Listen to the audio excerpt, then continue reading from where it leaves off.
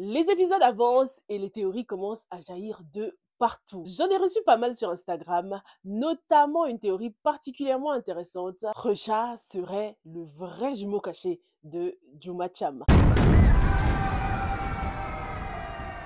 On va analyser tout ça en profondeur dans cette vidéo et on va parler également des moments clés qu'on a eu dans cet épisode 3. Donc si tu n'es pas encore abonné, n'hésite pas à le faire, n'hésite pas à me mettre aussi un petit like d'encouragement et merci beaucoup à ceux qui sont toujours au rendez-vous pour les analyses de BTBT saison 2. On commence avec Mahodia, un personnage qui fait de la peine en ce moment parce qu'on dirait qu'au final, tous les sacrifices qu'il a faits ont été en vain en fin de compte. Sa décision de donner son rein à Marem, une femme qui incarne la haine envers lui et envers toute sa caste. C'était à la base un geste quand même de paix. J'aurais aimé qu'on nous en dise plus par rapport aux circonstances là de ce don. Mais en tout cas, aujourd'hui, on constate que cette générosité s'est totalement retournée contre lui. Marem est morte, son sacrifice a donc été inutile. Il a perdu son meilleur ami. Et aujourd'hui, il se retrouve à la rue. À vouloir trop faire la paix avec les autres, Mahodia s'est détruit et il a détruit sa famille. On ressent également un petit peu d'injustice quand même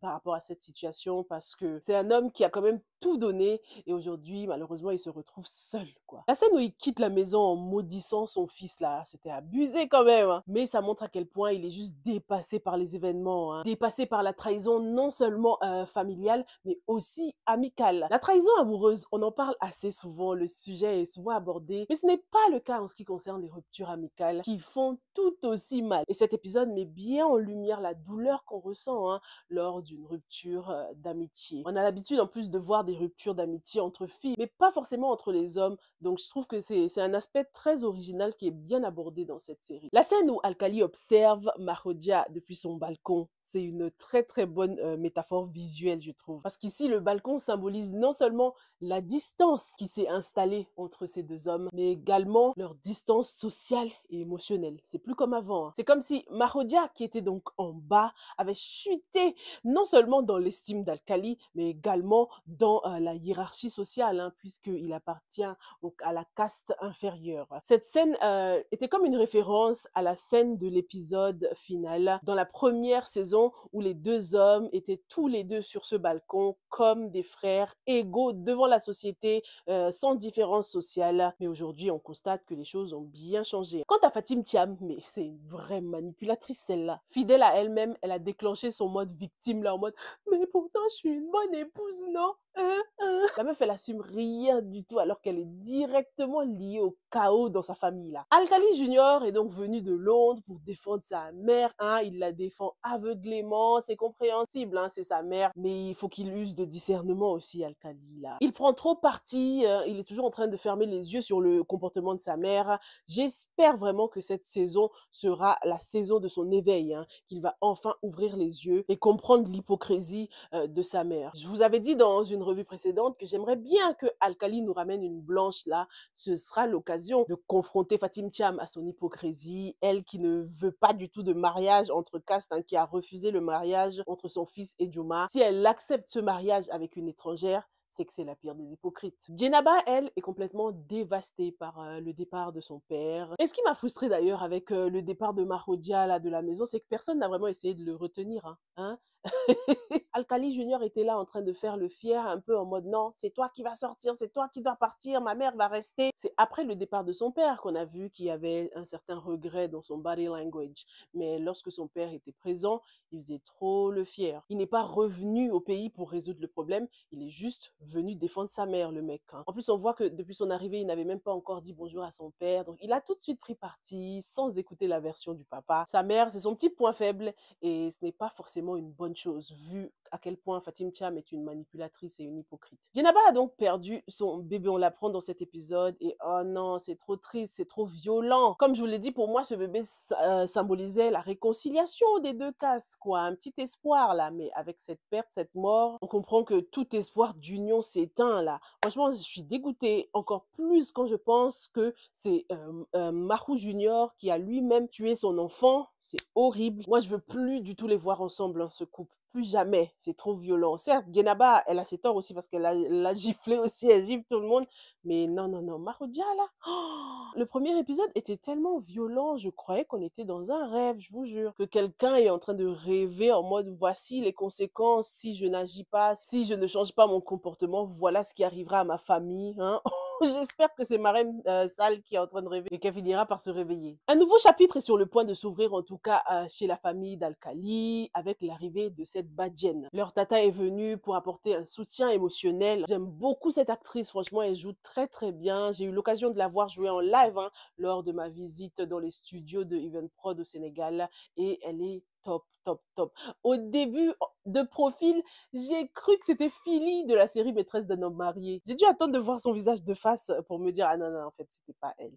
Donc elle aussi, hein, elle est pareille que toute la famille, hein. Elle partage les mêmes idées de supériorité de caste, sauf que on dirait qu'elle veut procéder de façon plus subtile, un peu plus différente. Moins rentre dedans que Marem Sall. Marem Sall, elle était sournoise aussi, hein, mais on dirait que cette tante est une version encore plus calculatrice. Elle est posée, réfléchie, stratège. Je la vois bien séduire les maris des gens, les gars, je sais pas pourquoi. Dès que je l'ai vue, je me suis tout de suite dit: «Eh, est-ce qu'elle là, elle va pas essayer de séduire Amadou pour semer la zizanie dans ce mariage pour que Amadou s'en aille? Séduire Alkali, je sais pas, parce qu'il parle déjà de vouloir remplacer Marem, comme si c'était aussi facile de remplacer une mère dans le cœur de ses enfants. Mais on verra bien, on verra quel genre de rapport elle entretient avec Alkali. Je trouve en tout cas qu'il lui faudra des alliés parce qu'elle ne pourra pas, voilà, évoluer toute seule comme ça, hein, dans la série. Il lui faut d'autres gens autres que sa mère pour ce combat. Malgré tout ce qu'ils ont traversé, la relation de Paco et Chacha est toujours mise à l'épreuve là. J'ai apprécié quand même la fermeté de Paco. Mais même si Paco semble bien solide, bien loyal, la réaction de Chacha, là on en parle. Pourquoi est-ce qu'elle manque encore autant de confiance en Paco malgré tout ce qu'ils ont traversé quand même? Il a eu beaucoup d'occasions de te montrer qu'il t'aimait malgré toute l'humiliation qu'il subit. Voilà, vous avez traversé tellement d'épreuves. Paco a été tellement rabaissé et pourtant il continue d'être là. Donc pourquoi tu réagis comme ça? Franchement, Chacha, elle abuse. Et je me dis, si elle continue d'agir comme ça, je me demande si elle va pas finir par accepter son mariage arrangé là et donner une chance à son mari. En ce qui concerne la famille de Juma Cham, la tension est grave montée entre les parents, hein, donc entre Ndiaga Cham et le père de Recha. Ndiaga Cham est allé trop loin en touchant le point sensible du papa, en faisant des illusions par rapport à la mère de Recha. En plus, il a osé dire que si le père était célibataire, ça veut dire qu'il ne sait pas prendre soin d'une femme. Rien à voir. Lui, il sait pas que le mariage, des fois, c'est la chance. C'est trop grave ce qu'il a dit, sachant qu'on ne connaît même pas encore l'histoire autour de la mère de Richard. Et c'est justement le mystère autour de cette femme qui pousse à come up avec des théories selon lesquelles Richard serait en fait le jumeau de Juma. Et je trouve que c'est totalement possible parce que à la naissance, déjà, tous les bébés se ressemblent. Ça se trouve, cette grand-mère a cru que c'était une fille, hein. Elle a cru que Daba avait eu deux filles, alors que non, ça se trouve, c'était un garçon. Et ça pourrait également expliquer pourquoi Jaka Cham a toujours eu ce sentiment que non, Juma ne doit pas se marier avec ce garçon. Et personnellement, comment il s'appelle? Rocha, je le trouve un peu moumou gnangnan, je sais pas, des fois. J'ai envie qu'il nous fasse, il fasse encore ses preuves, quoi. Qu'il fasse quelque chose qui sera vraiment à la hauteur de Juma. J'ai beaucoup plus l'impression que c'est son père qui est toujours là pour se battre, hein, fight his battles, quoi. Et que lui est un peu trop confortable dans sa position de gosse de riche. En tout cas, laissez-moi vous lire donc les hypothèses que vous m'avez envoyées sur Instagram. Bonjour Sylvia, j'espère que tu vas bien. Je sais pas si tu as regardé l'épisode d'hier de BTBT à propos de la jumelle de Juma Cham. Imagine qu'elle n'est pas une jumelle, mais un jumeau. Peut-être c'est son fiancé, Recha. C'est tellement possible, hein, c'est une très bonne hypothèse. Et voici quelques réponses que vous m'avez également envoyées. Impossible, sinon la grand-mère n'aurait pas été aussi perturbée par le fait que Nogay ressemble autant à Juma Cham. Oui, c'est vrai que dès qu'elle l'a vu là, ouh, ça l'a, tu vois. Mais ça veut rien dire, hein, ça se trouve c'était pour nous mettre sur une fausse piste. Ça se trouve dans la première saison, il voulait effectivement que ce soit voilà, une jumelle, mais dans cette saison, ils vont nous surprendre avec un jumeau. Retournement de situation. En plus, ça maintient le suspense de dire qu'elle a une jumelle. Parce que si on dit que c'est un jumeau, voilà, on va tout de suite deviner, hein. J'ai l'impression que ce sera un peu trop facile. Je pensais également à ça. Parce qu'on n'a jamais parlé de sa mère ni de sa famille maternelle, même pendant toute l'histoire du mariage. Il y a un mystère sur sa mère et sa famille maternelle. Ça, c'est clair parce que dès que Ndiaga Thiam a abordé ce sujet, on a vu le changement de comportement du père. Il l'a dit lui-même que c'était un sujet sensible pour lui. Je maintiens la supposition que Nogay soit sa jumelle. D'autant plus hier, cette dernière a précisé être élevée par sa grand-mère. Il faut que l'histoire de Nogay soit creusée en profondeur. Donc, il y en a qui pensent que c'est vraiment Nogay. Il y en a d'autres qui pensent que l'hypothèse de Recha tient la route. Juma vient de l'apprendre donc qu'elle a une jumelle et c'est une nouvelle qui l'a complètement dévastée. Elle s'est sentie trahie et surtout, elle réalise que les adultes autour d'elle la prennent encore comme un enfant, hein, à toujours vouloir prendre toutes les décisions à sa place. Elle n'a pas du tout aimé rester dans l'ignorance concernant cette histoire-là.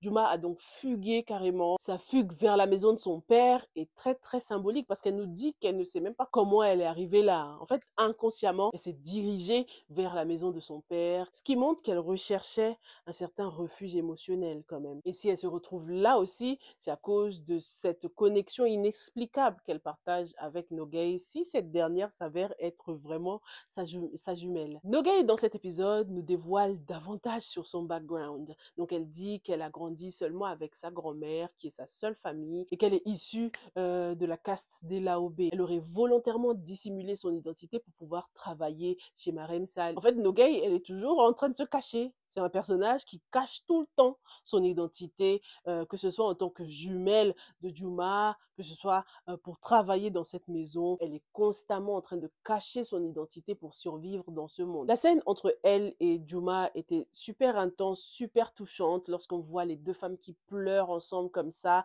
On sent qu'il y a une connexion, quoi. Nogay a tout de suite partagé la douleur de Juma. J'ai aimé cette solidarité féminine là. Franchement, si c'est pas elle sa jumelle, ce serait un retournement de situation de ouf parce que, en fait, c'est trop évident là. Et j'aimerais bien que la série nous surprenne. Par exemple, nous dévoile un côté obscur de Nogay, comme je vous l'ai dit dans une revue précédente. J'aimerais que Nogay se révèle obscur en fin de compte, hein, durci en fait par les aléas de la vie et l'influence qu'elle a eue dans cette maison aux côtés de Marem. Lorsqu'on analyse ce que les deux femmes portaient, on observe donc du rouge pour Juma, symbole d'amour, et du côté de Nogay, le bleu qui peut être associé à des émotions beaucoup plus froides. Est-ce que ça signifie, ça symboliserait le fait que Nogay aurait quand même de la rancune dans son cœur? Elle a décidé donc de, voilà, prendre Juma sous son aile, devenir une figure protectrice pour elle. On a vraiment hâte de voir si ces deux femmes sont liées par un même destin.